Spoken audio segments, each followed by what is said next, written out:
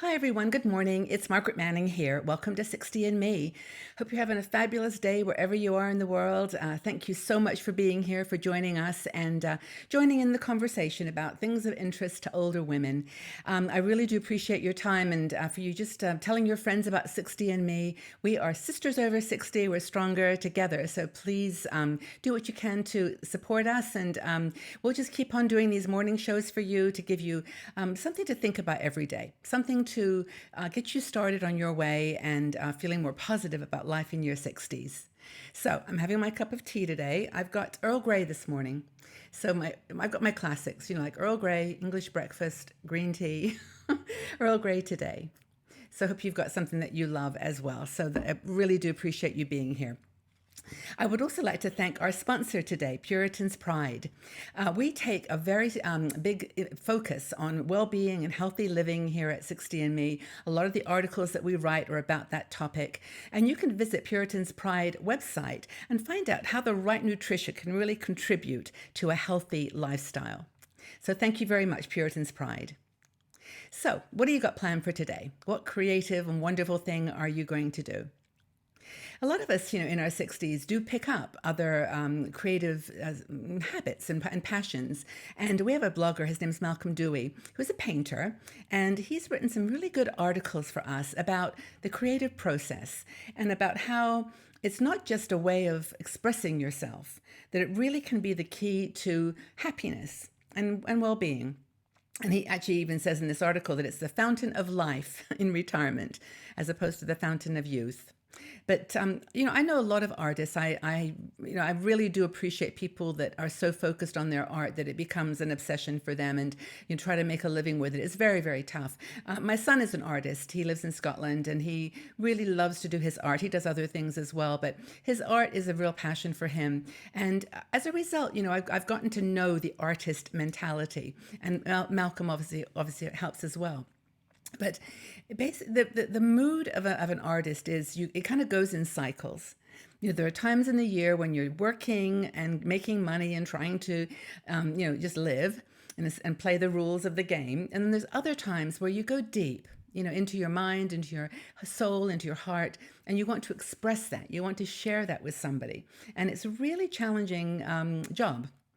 But Malcolm talks about, how retirement is actually an interesting and a good time to give yourself, that space and that time that you need to express your creativity. So maybe this is the time of your life when he says you can be a retired artist, which does sound like a bit of a contradiction in terms. But because, you think about an artist as being someone that's kind of, active and busy and not retired. But maybe this is the time when you've got that extra few minutes a day where you can rediscover your creative side. You can do something that's really fun and frivolous and enjoy just doing something. No one's judging. You're not trying to win an art competition. At least most people aren't. I know Georgia O'Keeffe didn't start painting and she was older, and she was a fabulous artist. But most people don't want to make money. They just want to have a good time with it and express their something of the inside of them on the outside.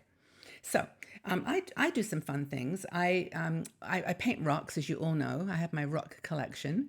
And I also just discovered another fun thing I do. I've showed you this before. It's my little mirror that I made with little cabochons, little resin cabochons.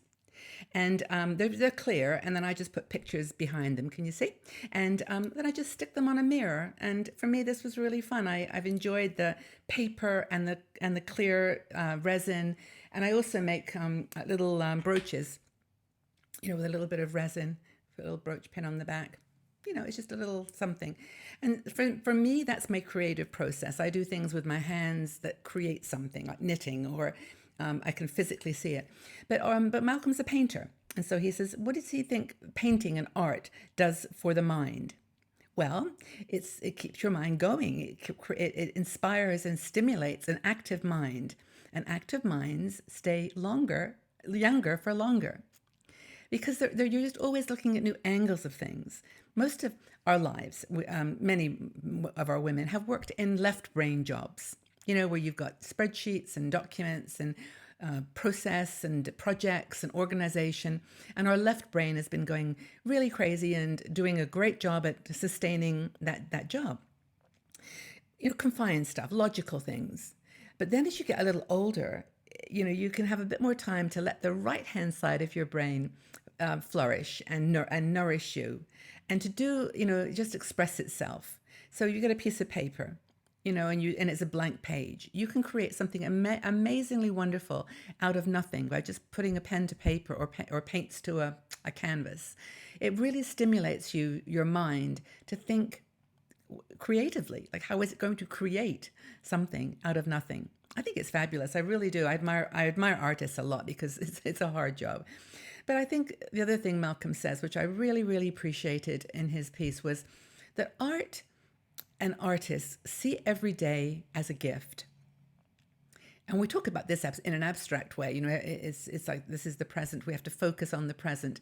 But it's more than that. It's something about the artist that creates the artistic process that creates an urgency about it. You start the painting, you've got to finish it. Like, no one's going to finish it for you. It's there. It's yours. You've got to do something with it. Whether it's a knitting project, a quilt project, whether you do something other kind of craft, handicraft, you create it. It's up to you. And as he says here, every day is a gift to be unwrapped. You don't know what's going to come out of your head when you get that pen or that paintbrush in your hand. Every day is a gift, and it's a new gift to unwrap. And he mentions, of course, and we all know this, that time is our biggest asset. We don't have a lot of it any time in our lives. It can end at any point. And I think as you get older, though, you start to realize, well, I probably got a few less days ahead of me than I had behind me. I've done really well to get to 60, but, it's something about that knowing that time is short, that we can't replace it. We can't buy it. We can't buy time. It's not something that's a currency. As I said, the painting won't paint itself. You've got to use whatever time you have to go ahead and make that work. She knows. I think that means something. I'm going to kiss a fool. I'm waiting. Anyway, so what will the painting reveal? I think that's the magic for the artist. What's going to come out of it? I know my son talks about this all the time, that sometimes he'll start with a quote, he'll think about a quote, and then the art will come, but it's like, you just never know what's going to appear on that piece of paper. So, as Malcolm reminds us, we've got the fountain of youth that we all seem to be interested in.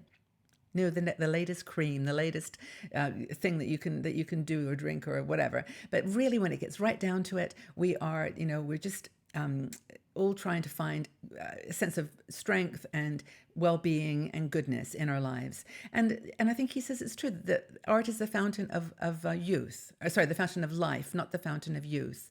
It helps us to express all the wisdom that we have accumulated over our lives and put it onto something. I mean, when I do these little cabochons on my mirror, I actually do look at pictures. I collect postcards or pictures, and every one has a significance of some kind. So I'm putting memories into an artistic expression. And I think that's super important. Finally, Malcolm talks about art giving us a perspective. It gives us a perspective on what is important in life. Not to squander time, not to just give away our creative process in our own little mind, but to let it out. To let it out. If you do a vision board or just a collage of pictures, or you just do some coloring, the adult coloring books are great, or even the kids coloring books, but just something that gets your choosing colors as opposed to just looking at things, engaging.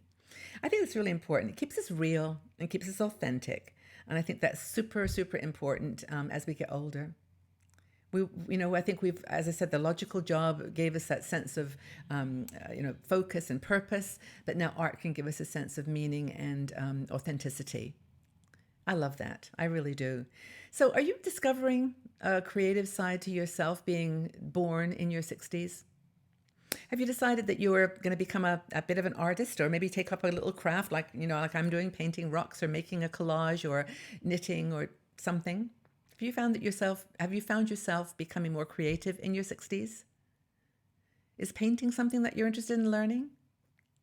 And that's the other thing. If you don't know how to do it, you can learn. You still have lots and lots of time to learn. And there's on YouTube now, there's like a wealth of tutorials and courses. I know Malcolm's got courses he offers, but it's just an abundance of opportunity. So leave your comments in the section below. Do you think that you've become more creative as you've moved into your 60s? And what kind of crafts or passions do you have? I really would love to know what you're up to. Again, thanks for being here, everyone. I really appreciate your time, your support for coming in and checking out 60andMe. Also, I wanted to remind you about Patreon. It's a new channel that we've started, part of 60andMe. And there we're offering exclusive videos, new and cool things I do for just that community. In return, we're asking you for a donation. $3 a month or more if you've got it, and it's going to help us to grow 60andMe. We've never had a membership fee before, so we're trying to find new ways of get some funding so we can keep going with the great work that we're doing. And you're welcome to go. It's just a Patreon, Patreon, patreon.com, and join us there. It'd be wonderful to have you there too. But tell a friend about 60andMe. All this great content that we're sharing right now is free. All the stuff online, YouTube, all no charge. So just go enjoy that too. And leave us your feedback and comments. And tell us, are you getting more creative in your 60s? I'd love to know. Take very good care, everybody. Have a wonderful day. Bye-bye.